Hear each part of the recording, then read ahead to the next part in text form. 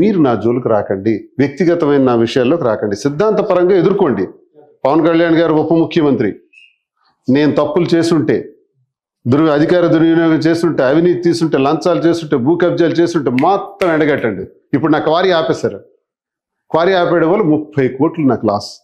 Okay, భరిస్తున్నాను, చేయండి. అది మీరు క్వారీ ఆపడం తప్పని నేను అంటోలే. ఒక్కరోజని చెప్పానా మీడియాలో నా క్వారీ ఈ ప్రభుత్వం, కూటమి ప్రభుత్వం ఆపేసింది మైనింగ్ ఆపరేషన్స్ అని చెప్పానా?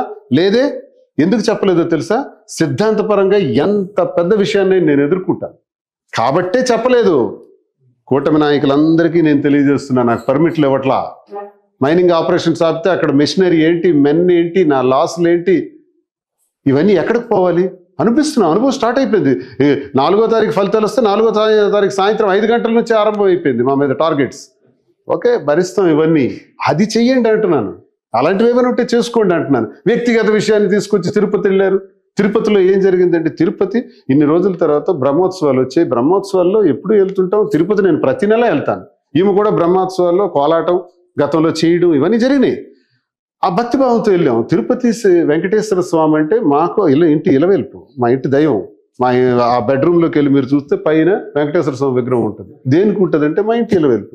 మా 4 అన్నదమ్ములు శ్రీనివాస్, శ్రీకాంత్, శ్రీధర్, శ్రీహరి, ఇవన్నీ శ్రీ వెంకటేశ్వర స్వామి యొక్క నామాలని పేరుగా పెట్టుకున్నటువంటి మా జీవితాలు. మాకు భక్తిభావం తిరుపతి వెళ్ళిన దగ్గర నుంచి వచ్చే వరకు ఆ భక్తిభావంతో వెళ్ళిన నేను రీల్స్ తీశారని, ప్రీ వెడ్డింగ్ మ్యారేజ్, ఒక్క నిమిషం, ప్రీ వెడ్డింగ్ షూట్ చేశామని ఆరోపణలు చేస్తున్నారు. ఇది చేయలేదు, ఇవి మేము చేయలేదు. ఉదయం దర్శనానికి వెళ్ళాం, రిటర్న్ వచ్చినప్పుడు మీడియా వాళ్ళందరూ కలిసారు, నమస్కారం పెట్టుకుని వెళ్ళిపోయాం. సాయంత్రం స్వామివారి తాలూకా 4 మాడవీధుల్లో ఇంకా స్వామివారు వస్తారనేటప్పటికి 4:30కి వెళ్ళి 4 మాడవీధులు ప్రదక్షిణ చేసుకుందాం అని వెళ్తున్నాం. వెళ్ళేటప్పుడు వేలాది మంది భక్తులు ఎవరికి వాళ్ళు ఫోటోలు తీసుకుంటున్నారు. మాకు కాదు, ఆలయాన్ని పాయింట్అవుట్ చేసుకుంటూ వాళ్ళు తీసుకుంటున్నారు. అది తీసుకునే దానిలో మా ఆయనకు కూడా చాలా మంది విష్ చేసేవాళ్ళు ఇలా ఉంటున్నారు. సరదాగా వెళ్తున్నాం 4. ఈలోగా కొంతమంది మీడియా వచ్చి మా ఆయనకు ఫోటోలు తీశారు. ఆ ఫోటోలు తీసే దానిలో ఒక చెరుకు గడ ఇలాగుండే దగ్గర నిలబడటం అలాంటివి తప్ప. నేను ఆ రోజు బ్లూ షర్టు, రెడ్ సారీ. మేము నిజంగా ఫోటో షూట్ చేసుంటే, ప్రీ వెడ్డింగ్ షూట్ చేసుంటే ఒక్క ఫోటో చూపించమనండి. మేమిద్దరం కలిసి తీసుకున్న స్టిల్స్, పోజులు ఇచ్చిన ఫోటో ఒక్కటి చూపించమనండి. లేదు, రీల్స్ చేసుంటే ఒక్క రీల్ చూపించమనండి. ఏవీ లేవే. మరి దీన్ని 7వ తారీఖున జరిగిన ఇన్సిడెంట్కి మేము వెళ్ళిన దానికి 10వ తారీఖున కేసు కట్టారంటే కేవలం రాజకీయ కక్షలతో కట్టారు. అయితే మేమే కానీ తిరుపతిలో అందరూ భావిస్తున్నట్టు మేము కానీ తప్పు చేస్తుంటే ఆ వెంకటేశ్వర స్వామి విశ్వానికే ఆయన విశ్వసాత. అలాంటి వెంకటేశ్వర స్వామి ఆగ్రహానికి గురికాక తప్పదు. సార్, ఇప్పుడు వెంకటేశ్వర స్వామిని ఇంతగా నమ్ముతూ ఉన్నారు కదా మీరు, లడ్డు వివాదం మీద మీ కామెంట్ ఏంటండి? సార్, లడ్డు వివాదం అన్నప్పటికీ నాకు తెలుసు సార్, నేను ఇదివరకు స్టేట్మెంట్ కూడా ఇచ్చాను. లడ్డు గురించి అక్కడ ఉన్నటువంటి రాతి మీద కూడా చాలా రాతలు రాశారు. లడ్డు ఎలా ఉండాలి అన్నదాన్ని శ్రీకృష్ణదేవరాయల కాలం నుంచి, అంతకుముందు కూడా వేలాది సంవత్సరాల క్రితం నుంచి కూడా లడ్డుకు ప్రాధాన్యత ఉంది. దానికి బోర్డు ఉంది. ఆ బోర్డు నిర్ణయం ప్రకారం అదొక అటానమస్ బాడీ. ఆ బాడీ దాన్ని రూల్ చేస్తూ ఉంటారు. వాళ్ళు ముందుకెళ్తారు. దానికోసం ఐఏఎస్ ఆఫీసర్ ఉంటాడు, ఈవోగా ఉంటారు. ఇదంతా వ్యవస్థ, అదొక పెద్ద వ్యవస్థ, అదొక గవర్నమెంట్, స్మాల్ గవర్నమెంట్. స్వామివారు అక్కడ లడ్డు వ్యవహారంలో ఇలా ఎనిమల్ ఫ్యాట్ కలిపారని ఒక బాధ్యత గల ముఖ్యమంత్రికి తెలిసినప్పుడు వెంటనే దానిపైన రిపోర్ట్స్ రప్పించుకోవాలి. With reports and with records he has to deliver the statement. అతను స్టేట్మెంట్ ఇవ్వాలి. బాధ్యత గల ముఖ్యమంత్రి హోదాలో కోటాను కోట్ల భక్తులతో మనోభావాలు దెబ్బతీసే విధంగా ఎనిమల్ ఫ్యాట్ కలిపారంటే ఏమవ్వాలండి? ఒక్కొక్కడు ఎలా భావిస్తున్నారు? ఎంత అఫెండ్ అవుతాం సార్. మా ఇంట్లో ఏమైనా పోయినా పర్వాలేదు, మనిషి పోయినా పర్వాలేదు, తిరుపతిలో ఇలా జరిగింది, అపచారం జరిగిందంటే భరించలేం. అలాంటి పరిస్థితి ఆయన నోటి నుంచి రావటం, చాలా ముఖ్యమంత్రి గారి నోటి వెంబడి రావటం చాలా ఏంటి ఇంత అనుకున్నాం. ఒక రకంగా నిజంగా జరిగిందా? ఒకవేళ నిజంగా జరుగుంటే ఎవరైతే చేశారో వాళ్ళకి కఠినమైన శిక్షలు పడాలి. కఠినమైన శిక్ష కాదు సార్, రక్తం కక్కుని చేస్తాం. నిజంగా జరిగితే ఒక హిందువుగా, స్వామి భక్తుడిగా నేను చెప్తున్నాను, ఇది మహాపాపం. కానీ అప్పటి చైర్మన్ సుబ్బారెడ్డి గారు దానికి తీవ్రంగా ప్రతిస్పందించారు. తర్వాత వచ్చిన కరుణానిధి గారు నా కుటుంబంతో సహా సర్వనాశనం అయిపోతానన్నారు.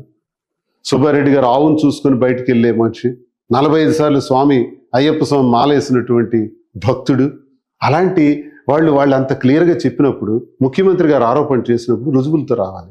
అందుకే సుప్రీంకోర్టు చెప్పింది, డోంట్ ప్లే పొలిటికల్ డ్రామాస్ ఆడొద్దు, దేవుణ్ణి రాజకీయాల్లోకి తీసుకురావద్దు అని ఒక కండిషన్ ఇచ్చి ఇప్పుడు మనం లడ్డు గురించి మాట్లాడడానికి లేదు.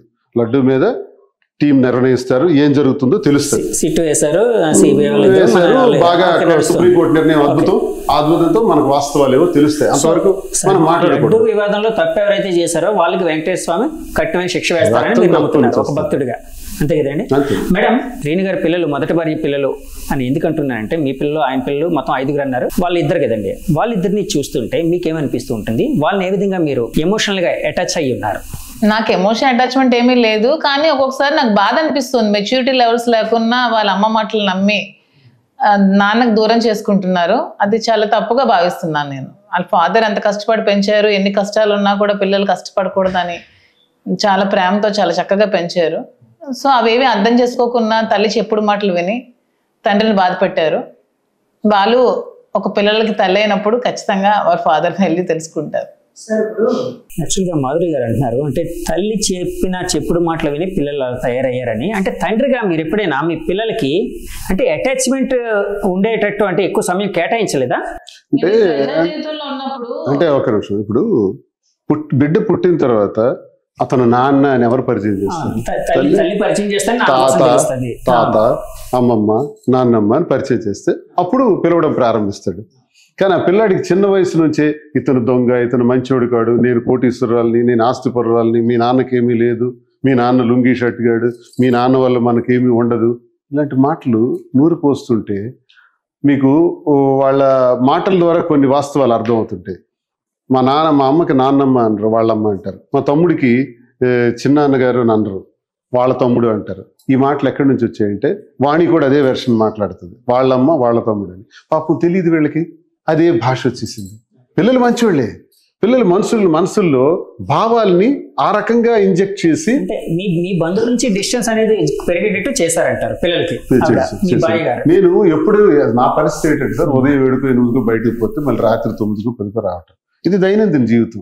ఇంట్లో ఒకటి న్యూసెన్స్ వల్ల, ఈ గొడవల వల్ల ఎక్కువ కాలం బయట గడిపేవాడిని. ఒకవేళ ఇంటికి వచ్చేసిన మేడ మీదకో బయటను కూర్చోవడం చైరేసుకొని ఇంటి లోపల ఉండేవాడిని కాదు, బయట. ఇంట్లో వాళ్ళు ఏం జరుగుతుందో నాకు ఏం తెలుసు. ఒక సిచ్యువేషన్ వచ్చేటప్పటికి వాళ్ళ మాటలు చూస్తే నాకు బాధేసింది. భయం, ఆందోళన ఇవన్నీ కూడా నాకు కలిగిస్తున్నాయి. ఏంటి ఇలానే? వాళ్ళకి మహాభారతం, రామాయణం అన్నింటి గురించి కూడా విశదీకరించి చెప్పాను, చదివి వినిపించాను. పిల్లలు ఈ మధ్య ఏమైనా కలిసారా సార్? లేదు, 2 సంవత్సరాలు ఫోన్లో ఏముండదు. వాళ్ళకి ఏదైనా అవసరం ఉంటే మెసేజ్ పెడతారు, మెసేజ్ పెడితే ఇమీడియట్ గా డబ్బులు. ఇప్పుడు కూడా పెడుతున్నారా? ఇప్పటికి కూడా వాళ్ళకి ఏదైనా అవసరం ఉంటే 2 లక్షలు పంపించండి, 1,00,000 రూపాయలు పంపించండి అంటారు, వేస్తాను. తండ్రిగా మీ బాధ్యత నిర్వర్తించాలి. మేడం, ఇప్పుడు మీ పిల్లలు ఉన్నారు అంటే యాక్చువల్ గా వ్యక్తిగత జీవితం కోసం ఎక్కువగా లోతుగా వెళ్ళడం నాకు ఇబ్బందికరంగానే ఉంది. కానీ ఇప్పుడు మీరు ప్రజా జీవితంలో ఉన్నారు, ప్రజలు అందరూ మీకోసం మాట్లాడుకుంటున్నారు కాబట్టి అడుగుతున్నాను. మిమ్మల్ని ఇబ్బంది పెట్టాలని అంటే అలాంటి కోరిక నాకు లేదండి. సో ఇప్పుడు మీ పిల్లల కోసం చెప్పాలి అంటే ఏం చదువుకుంటున్నారు, వాళ్ళు ఇప్పుడు జరిగిన పరిణామాలని ఏ విధంగా చూస్తూ ఉన్నారు? నా పిల్లలు ఇంకా 9th క్లాస్, 9 years 10 years పిల్లలండి. 5th క్లాస్ 6th క్లాస్ చదువుకుంటున్నారు. వాళ్ళకి నేను పడిన బాధలు, నేను పడిన కష్టాలు, నేను ఎటువంటి సిచ్యువేషన్స్ ఫేస్ చేశాను, ఏ ఫేజ్ దాటుకుని ఎలా వచ్చానో అన్నీ తెలుసు, అన్ని దగ్గర చూశారు. సో పిల్లలు నన్ను తల్లిగా అర్థం చేస్తున్నారు, నా బాధ ఏంటో తెలుసుకొని నాకు సపోర్ట్ చేస్తున్నారు. సో వాళ్ళని నేనే చూసుకుంటున్నాను. అప్పటికి ఇంకా బాగా చూసుకొని వాళ్ళకి ఉన్నత చదువులు చదివించి ఉన్నత స్థాయికి తీసుకెళ్తాను. దానికి నాకు శ్రీనివాస్ గారు కూడా సపోర్ట్ గా ఉంటారని నేను నమ్ముతున్నాను. ఏం చేద్దాం అనుకుంటున్నారు పిల్లల్ని? నేను ఏం చేద్దాం అనుకోని కాదు, నా ఉద్దేశం ఏంటంటే తల్లిదండ్రులు పిల్లలు పుట్టగానే పలానాడు ఇంజనీర్ ఇలాగనే సరదాగా అనుకుంటూ ఉంటారు కదా, అలాగే మీ పిల్లల కోసం అలా లేదు. కానీ రెండో పాప స్పోర్ట్స్ లో ఫస్ట్, తన కరాటేలో కూడా గోల్డ్ మెడల్ ఛాంపియన్. రెండో పాప మొన్న నేషనల్స్ లో కూడా గోల్డ్ మెడల్ వచ్చింది. తనకి IPS ఆఫీసర్ అవ్వాలని తన కోరిక.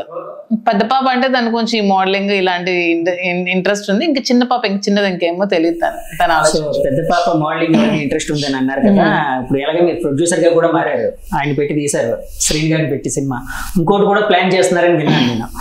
సో పాపను కూడా అలాగే ఆర్టిస్ట్ గా ఇంట్రడ్యూస్. అలా ఏం నాకు ఆలోచనలు ఏమీ లేవండి. పిల్లల్ని కలడం వరకే మన బాధ్యత. వాళ్ళ తలరాతల్ని మనం కలలేం. ఎవరో తీస్తామని వస్తున్నారు, ప్రొడ్యూసర్స్ డైరెక్టర్స్ వాళ్ళు వస్తున్నారు.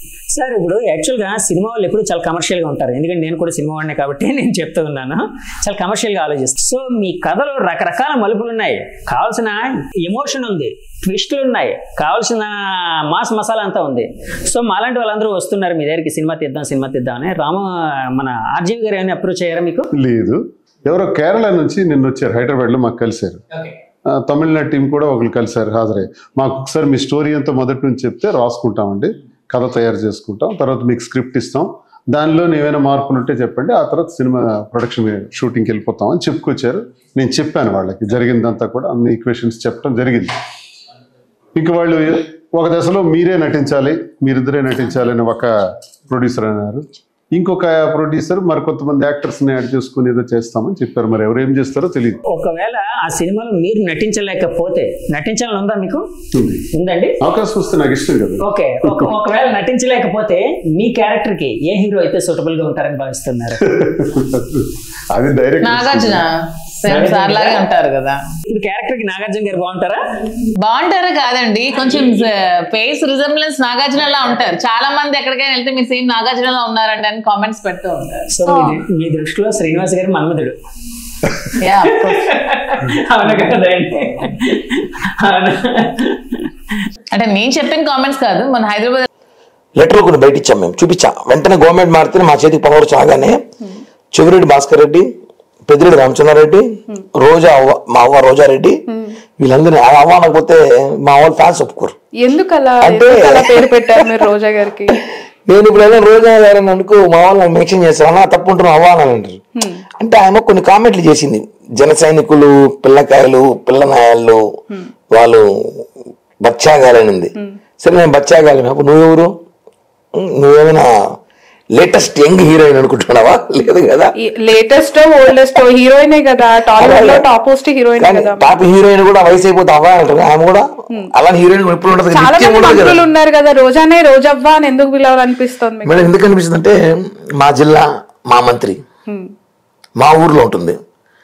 పవన్ కళ్యాణ్ గారిని నువ్వు నోటుకొచ్చిన మాట్లాడుతుంటే మేము చూస్తూ ఉండలేము కదా, నాలుగు చీరేస్తాం పవన్ కళ్యాణ్ గారు మాట్లాడితే. అది రోజా కానీ, వాళ్ళ నాన్న కానీ, ఇంకోటి కానీ. జగన్మోహన్ రెడ్డిని నువ్వు ఎంత అన్నాం మేము. జగన్మోహన్ రెడ్డి పుట్టుకనే మేము మాట్లాడిన వాళ్ళం మేము. పవన్ కళ్యాణ్ గురించి మాట్లాడితే ఆయన వ్యక్తిగతంగా రాజకీయ విమర్శలు చేసుకోండి, కామన్, ఎవడేం మాట్లాడు. రాజకీయాల విమర్శలు అనేది రాజకీయంగా ఓపెన్, అది ఎవడేం చేసుకోవచ్చు. రాష్ట్రంలో, దేశంలో, ప్రపంచంలో చట్టం ఉంది అది. పవన్ కళ్యాణ్ గారిని వ్యక్తిగతంగా పెళ్లిళ్ళు, పిల్లల భవిష్యత్తు గురించి మాట్లాడటం కరెక్ట్ కాదు. పవన్ కళ్యాణ్ స్థాయి రోజా గురించి మాట్లాడే స్థాయి పవన్ కళ్యాణ్ కాదు. కాబట్టి మా దాంట్లో ఉన్నాం మేము చాలా ఆయనకి. కాబట్టి ఆయన రోజా అవ్వ అని చెప్పి ఏదో ఒకసారి అన్నా అంతే, దాన్ని మా వాళ్ళు ఎత్తుకోరు ఇంకా మా సోషల్ మీడియా అవ్వ అని. ఈరోజు నేను కూడా ఆయన కనిపిస్తే అవ్వాలని వస్తుంది పరిస్థితి, 2-3 చోట్ల కనిపించినా కూడా. అంటే అలాగే వీళ్ళందరూ టికెట్లు అమ్మేశారండి. అమ్ముకోవాలంటే 1000-2000 అమ్ముకోవాలి వీళ్ళు. టికెట్లు అమ్మడం అంటే లాబింగ్ చేశారు లక్షలలో. దేవుని చూపించుకుని పనులు చేయించుకున్నారు, ప్రాజెక్టులు తెచ్చుకున్నారు, వర్కులు తెచ్చుకున్నారు, పవర్ ప్రాజెక్టులు తెచ్చుకున్నారు, మొత్తం వెంకటేశ్వరం చూపించి దోచుకున్నారు. దాని మీద ప్రశ్నించాము. ఇప్పుడు అంత అవసరం లేదు. టీడీడీ చైర్మన్ గారు వచ్చారు, ఇప్పుడు బిఆర్ నాయుడు గారు, ఆయనకి ఆల్రెడీ చైర్మన్ అయినా ఆయనకి టికెట్లు పెట్టుకోవాల్సిన అవసరం లేదు, టికెట్లు అమ్ముకోవాల్సిన అవసరం లేదు, టికెట్లు ఇవ్వాల్సిన అవసరం పెద్దగా ఉండదు. ఈ ప్రభుత్వంలో చంద్రబాబు నాయుడు గారు కొంచెం అనుమానంగా చూడటం లేదేమో, అందుకే మీకు అక్కడ ఉన్న వేవ్ లొసుగులు కనిపించట్లేదు. మేడం ఒకటి, టీటీడీలో పొద్దున్న లేస్తే ఈవోకి అలాగే చైర్మన్ కి పొసగట్లేదనే వార్తలు, సిబ్బంది పైన నిర్లక్ష్యంగా వ్యవహరిస్తున్నారనే వార్తలు రోజుకొకటి వస్తూ ఉన్నా కూడా దాని మీద స్పందించే వాళ్ళు, గతంలో గొంతెత్తి గట్టిగా మాట్లాడిన వాళ్ళు ఇప్పుడు మాట్లాడట్లేదు అని చాలా మంది మాట్లాడారు. ఒకటి మేడం, వాళ్ళు చాలా మంది మాట్లాడేది ఎవరు వైసీపీలో మాట్లాడదు, ఎవరు మాట్లాడరు. అధికారంలో ఉండి మాట్లాడతాం మేడం, పిచ్చి కాబట్టి మేము మాట్లాడతాం, ప్రశ్నిస్తాం. తప్పు మాకు కనిపించినప్పుడు, ఆ తప్పులు ఉన్నప్పుడు మేము సరిదిద్దుకొని ప్రయత్నిస్తాం, ఫస్ట్ అవకాశం ఇస్తాం. తప్పు చేస్తే కరెక్ట్గా ఈ బాటిల్ ఎలా పెట్టక నేను పెట్టమని చెప్తాం. వాళ్ళు ఆ బాటిల్ అక్కడే పెడితే ఖచ్చితంగా ప్రశ్నిస్తాం. కాబట్టి ఫస్ట్ సలహా ఇస్తాం. ఇప్పుడైతే టీటీడీలో గత ప్రభుత్వం పోలిస్తే కొంచెం బెటర్, మారుతుంది. ఇంకా పరిస్థితి సమస్య ఎక్కడ ఉందంటే ఇక్కడ పూర్తిగా ప్రక్షాళన జరగలేదు ప్రభుత్వం. ఇంకా జగన్మోహన్ రెడ్డి సంబంధించిన వ్యక్తులే టీటీడీలో తిష్ట వేసుకుని కూర్చున్నారు. చేయొచ్చుగా ఇప్పుడు చేస్తున్నారు. అదే చంద్రబాబు గారి సమస్య ఏమంటే ఆయన జగన్మోహన్ రెడ్డి లాగా డైరెక్ట్ డిసిషన్ తీసుకోలేకపోతున్నాడు. ఎందుకలా? అదే ఎందుకంటే ఆయన ఒకని ఇబ్బంది పెట్టకూడదు, ఒక వ్యక్తిని మనం మానసికంగా బాధ పెట్టకూడదు, ఒకరి మీద కేసులు పెట్టకూడదు, ఒకరిని జైలు పంపకూడదు, అతనికి అవకాశం ఇద్దాం మారుతాడేమో అని ప్రయత్నంలో ఆయన ఉన్నాడు. పవన్ కళ్యాణ్ గారిని అనుకోండి, ఖచ్చితంగా వీడు చెడ్డోడు అంటే మనం పక్కన పెట్టండి. ఎందుకంటే అవకాశం వేరు, దాని అవకాశం భావించి పనిచేసేవాడు వేరు. ఉదాహరణకి ధర్మారెడ్డి ఉన్నాడు, 2019లో ఈవోగా వచ్చాడు. 48 మంది టీటీడీ స్టాఫ్ని జైల్లో పెట్టించాడు. 48 మందిని జైల్లో పెట్టించాడు. ఉద్యోగులు 23 మంది సస్పెండ్ చేశాడు. అవన్నీ వీళ్ళు చేయలేరు, ఎందుకంటే కుటుంబాలు ఉన్నాయి, ఏమనుకుంటారు, బాధపడతారు, ఆలోచనతున్నాం. కానీ అలా చేశారు కాబట్టే ఆ రోజు ప్రభుత్వంలో అక్కడ జరిగిన లూప్లను మొత్తం టీటీడీ అధికారులు, టీటీడీ ఎంప్లాయీస్ బయట పెట్టారు. సార్ మమ్మల్ని ఇబ్బంది పెట్టాడు, లడ్డు బాగాలేదు, లడ్డు ఇష్యూ చూసారా, లడ్డు నెయ్యి కల్తీ నెయ్యి వాడడము, గుళ్ళో పరకామని మార్చడము, ఇవన్నీ మాకు కల్తీ నెయ్యి వాడారంటారండి మేడం. విచారణ జరుగుతోంది, అది సుప్రీంకోర్టులో కాబట్టి మనం మాట్లాడుకోవడం బహిరంగ అంటే పవన్ కళ్యాణ్ లాంటి వ్యక్తులు, డిప్యూటీ సీఎం లాంటి వ్యక్తులు చెప్పారు కదా, ఎందుకు ప్రూవ్ చేయలేకపోయారు అనేది కోర్టులో ఉంది. ఇప్పుడు మనం కోర్టులో ఉన్నప్పుడు కొన్ని విషయాలు మాట్లాడకూడదు. 2 విషయాలు మాత్రం ఇంకా తేలి, ఏమంటే ఒకటి వివేకానంద హత్య కేసు, 2 తిరుమల లడ్డు ఇష్యూ. తెలియదు కాదు, న్యూస్ పాయింట్స్ ఈ 2 ఇప్పుడు తేలవు, ఎందుకంటే చాలా సెన్సిటివ్ మ్యాటర్ అది. కోర్టు కూడా టపక్కని నిర్ణయం తీసుకు చెప్పలేదు, కోర్టు కూడా డిసిషన్స్. కాబట్టి తిరుమల విషయం, లడ్డు విషయం అనేది చాలా పవిత్రత, కోట్ల మంది హిందువుల మనోభావాలకి. ఈడ మన నలుగురిలో కూడా చాలా మంది లడ్డు తింటాం. కిరణ్ గారు, వివేకానంద ఇష్యూ అని అంటే అప్పుడు సిబిఐ అన్నారు, అదో వైఎస్ జగన్ పట్టించుకోవట్లేదు అన్నారు, నానుస్తున్నారు అన్నారు, మీరు ఇప్పుడు ఇక్కడ స్టేట్ నుండి సెంట్రల్ వరకు మీ అలయన్స్ పార్టీలు, మీ ఇంటర్లింక్ ఉన్న గవర్నెన్సే కదండి, మీకు ఎంతసేపు?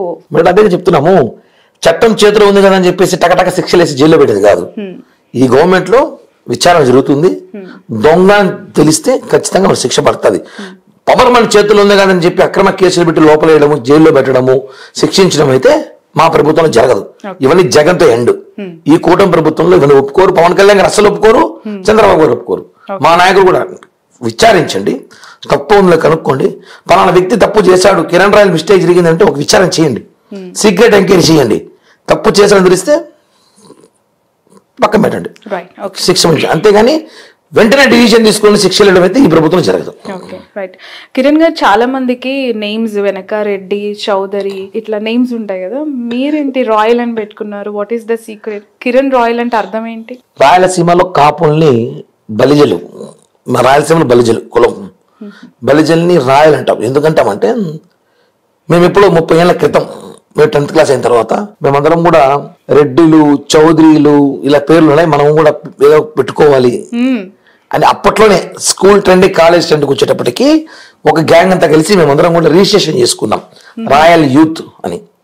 ఎందుకు అనుకున్నామంటే రాయల్ యూత్ అని, బలిజలు మనం పెట్టుకుంటే తప్పే ఉంది, మన కులం మనం చెప్పుకోవడం తప్పు కాదు కదా. అంటే శ్రీకృష్ణదేవరాయలు వంశస్థులకు సంబంధించిన మనం కూడా, వాళ్ళ తల్లిగారు రాయలు, మనం రాయలం పెట్టుకుంటే తప్పేముంది అని ఆ రోజుల్లో. అప్పుడు కులంకి అంత ప్రాధాన్యత రాజకీయాలు పనికొచ్చేది కాదు మేడం. నేను ఒక్కటి చెప్తున్నాను మేడం, మీరు అడిగారు కాబట్టి మీకు 2 పాయింట్స్. నేను మొన్న ఏదో ఇంట్లో చెప్పలేకపోయా, మర్చిపోయా. ఇప్పుడు నాకు అడిగారు, గుర్తొచ్చి మీకు చెప్తున్నా, ఎక్స్క్లూజివ్ మీకు మాత్రం చెప్తున్నా. ఇది చాలా సీరియస్ గానే, ఇది చాలా నేను ఫన్నీగా చెప్పాలి. రాయలం పెట్టుకున్నందుకు ఆరోగ్య రాయలతో స్థాపించాము, బలిజలు రాయలు పెట్టుకోవాలని చెప్పి మేము ప్రచారం చేసుకున్నాం. ఫస్ట్ నేను ఒక 2-3 పెట్టుకున్నాము, రాయలం పెట్టుకుంటా. ఈరోజు మా పిల్లలు, మా అన్న పిల్లలు, తమ్ముడు పిల్లలు, అక్క పిల్లలు, బంధువులు, ఈరోజు రాయలం పేరు ఎంతమంది ఉంది మేడం? ఈ దేశాలు దాటేసింది. రాయల్ అనే పేరు దేశాలు దాటేసింది. అంటే తమాషా ఏమంటే ఇప్పుడు రాయల్ అనేది మా కులమే పెట్టుకోవట్లా, చాలా మంది పెట్టుకుంటున్నారు. ఏరా బాబు రాయల్ అంటే మావాడాలంటే, కాదన్నా మేము మార్వాడీస్ రాయలు పెట్టుకున్నానా, మేము బ్రాహ్మిన్స్ రాయలు పెట్టుకునే అంటే బాగుంది ఆ పేరు వినడానికి. రాయల్ అంటే ఊరే అది మేము స్టార్ట్ చేసాము, రాయల్ బ్రాండ్ మేము పెట్టాము, నేమ్ తీసుకొచ్చాము, దాన్ని మీరంతా వాడుకోండి. ఓకే, హ్యాపీగా ఉంటుంది. ఈరోజు ఆధార్ కార్డులు, పాన్ కార్డులు నేను చూసి రాయలే కనిపిస్తే ఆ రోజు మన వేసిన విత్తనం ఇది ఈరోజు వృక్షం కాదు, మహావృక్షం, సముద్రం అయిపోయింది. అలాంటిది రాజకీయాల కోసం కులాన్ని వాడుకునే దొంగలు అయిపోయారు రాష్ట్రంలో. నేను మీరు అడగలనే ఇక్కడ చెప్తున్నా, ఎందుకు చెప్తున్నా, ఎక్స్క్లూజ్ మీకు చెప్తున్నా కాబట్టి, అడగలేదు కాబట్టి. 97లో కిరణ్ రాయల్, 2004 ఎన్నికల్లో కిరణ్ రాయల్ రాయలే, 2009 ఎన్నికల్లో కిరణ్ రాయలే 2014 ఎన్నికలు కిరణ్ రాయలే 2019 2019కి కిరణ్ రాయల్ రాయలే, 24 ఎలక్షన్కి వచ్చే కిరణ్ రాయల్ కాదు ఎందుకు ప్రచారం చేసిన వైసీపీ వాళ్ళు? అంటే సంవత్సరాలు మారే కొద్ది కులం మారిపోతుంది మేడం, మారదు, మతం మారుతుంది. మతం మార్చుకోవచ్చు, నువ్వు ముస్లింకి వెళ్ళ మైనారిటీకి ముస్లింకి వెళ్ళొచ్చు, లేదా క్రిస్టియానిటీకి వెళ్ళొచ్చు, కానీ నువ్వు కులం మార్చుకోలేవు కదా. సో ఇది పాయింట్, ఇదే పాయింట్ మీకు చెప్తున్నా. చాలా మంది ప్రశ్న క్వశ్చన్ వేశారు కొంతమంది, ఈ వైసీపీ బ్యాచ్, నువ్వు రాయలని ఎలా నిరూపిస్తావు, రాయలు కాదంటే చెప్పా. 20 ఏళ్ళు రాయలేను, అప్పుడు అందరూ ఒప్పుకున్నారు కిరణ్ రాయలని. ఈరోజు రాయలు కాదంటే మీ ప్రచారం, మీకు భయపడ్డ రాజకీయాలు. తిరుపతిలో 80,000 ఓట్లు మాకుంది. One side decide factor Tirupati రాజకీయాలు చేసేది ఒక బలిజలే, రాయల్సే. ఆ బలిజల ఓటులో కిరణ్ రాయల్ ఒక వ్యక్తి ఒక మహావృక్షంలాగా వచ్చేసాడు. రేపు ఎప్పటికైనా ఈ కరుణాకర్ రెడ్డికి అంతెందుకు మా పార్టీలో కొంతమంది వ్యక్తులకి ఇబ్బందిగా మారిపోతాడే ప్రయత్నంలో నాకు వ్యాపారాల మీద తప్పకుండా 80,000 ఓట్లున్న మీ కమ్యూనిటీ నుంచి పవన్ కళ్యాణ్ గారికి ఒక్క బలిజ లీడర్ దొరకలేదా? చివరికి వైఎస్ఆర్సీపీ నుంచి తెచ్చుకుని టికెట్ ఇవ్వాల్సి వచ్చింది. చెప్తున్నాను మేడం, రాజకీయాలు ఎలా ఉంటాయంటే తిరుపతి రాజకీయాలు ఎప్పుడు కూడా చూడండి మీరు, ఒకసారి గెలిచాడు సెకండ్ టైం ఫీట్ రాదు అంతే, సెకండ్ టైం పోటీ చేయడు. అది బలిజల్లో చెప్తున్నా, పర్టికులర్ రెడ్డిలో ఉన్నది. మళ్ళా మబ్బురామ రెడ్డి 2 సార్లు పోటీ చేసినాడు, కరుణాకర్ రెడ్డి 2 సార్లు గెలిచినాడు, అగరాల ఈశ్వరరెడ్డి 2 సార్లు గెలిచినాడు. కానీ బలిజలు మాత్రము చిరంజీవి గారు ఒకసారి, వెంకటరమణ గారు ఒకసారి, సుగుణమ్మ గారు ఒకసారి, చంద్రబాబు కృష్ణమూర్తి ఒకసారి, ఎమ్మెల్యే మోహన్ గారు ఒకసారి, బలిజలు 30 ఏళ్ళుగా. ఎందుకు అంటే తిరుపతిలో ఆ యూనిటీ దెబ్బతిరింది, అదే ప్రాబ్లం. ఇప్పుడు వచ్చింది, మొన్న ఎన్నికలకు వచ్చింది. మొన్న ఎవడైనా పిల్లటండి మన కులస్తులు గెలిపించుకుందాం అని పనిచేశాడు. 80,000 ఓట్లు, ఒక ఓటు మిస్ కాకుండా వాడు America, Africa, Afghanistan, Pakistan, New Zealand, New York ఎక్కడున్న చోట్ల వేసారు, వచ్చి టికెట్ బుక్ చేసుకుని వచ్చి అలా వచ్చి ఓట్లు వేశారు. కాబట్టి తిరుపతిలో భారీ మెజార్టీ గెలిచాము. అక్కడ మాకు ఏమంటే యూనిటీ ఆర్థికంగా కూడా, అప్పుడున్న పరిస్థితులు ఆర్థికంగా కూడా తిరుపతిలో ఎలక్షన్ చేయాలి. కరుణాకర్ రెడ్డి 100 కోట్లు సంపాదించాడు, 100 కోట్లు కుమ్మరిస్తాడేమో కరుణాకర్ రెడ్డి. తిరుపతిలో జనసేన టీడీపీ నాయకులు సఖ్యత లేక మేము కొట్టుకొని ప్రతి ఇంటికి ఒక ఎమ్మెల్యే ఉంటాడు తిరుపతిలో, అదే సమస్య. ప్రతి ఇంటికి ఒక ఎమ్మెల్యే, ఆ ఎమ్మెల్యేలని ఎంకరేజ్ చేస్తుంది కిరణ్ రాయల్. అక్కడ ఉన్న ఎమ్మెల్యేతో చాలా ఇష్యూస్ ఉన్నాయి, పొసగట్లేదు కిరణ్కి అలాగే శ్రీనివాసులు గారికి అనేది ఒక వార్త. ఎందుకు అంత వార్ మీకు స్టార్ట్ అయింది? సేమ్ కమ్యూనిటీ, ఇప్పుడే యూనిటీ ఉందని మీరు అంటున్నారు. ఇప్పుడు వచ్చింది యూనిటీ మేడం. అంటే ఇప్పుడు బాగానే ఉంది ఎమ్మెల్యే గారికి. నాకు గతంలో సెట్ అంటే నాకు ఎమ్మెల్యేకి ఏం లేదు మేడం. ఇప్పుడు కూడా నాయకులకి ఉంటుంది, కార్యకర్త. ఆయన వైసీపీ నుంచి వచ్చాడు, అదే వైసీపీ నుంచి చాలా మంది మా పార్టీలోకి వచ్చారు, ఇప్పుడు ఆయనతో పాటు వచ్చారు. వాళ్ళకి నాకు ప్రాబ్లం. వాళ్ళు వైసీపీలో ఉన్నాళ్ళు, అప్పట్లో మేము ఎదిరించిన వాళ్ళు, వాళ్ళతో గొడవలు పడిన వాళ్ళు, వాళ్ళు మా కేసులు పెట్టారు, మమ్మల్ని ఇబ్బంది పెట్టారు. వాళ్ళు ఇక్కడ వచ్చి మళ్ళీ వాళ్ళ ఆధిపత్య పోరు చేస్తుంటే ఎలా ఒప్పుకుంటాము? పవన్ కళ్యాణ్ గారు ఏమన్నారు? నాయకుని కదా లేదు, ఇక్కడ చిన్న చిన్న స్థాయిలో కూడా అడగకపోతే ఇంకా అన్ని పవన్ కళ్యాణ్ గారు తీసుకెళ్లి టేబుల్ పెట్టలేము కదా. ఇప్పుడు మీరు అధికారం వచ్చే వరకు కూడా ప్రతిపక్షం పైన దాడి చేసి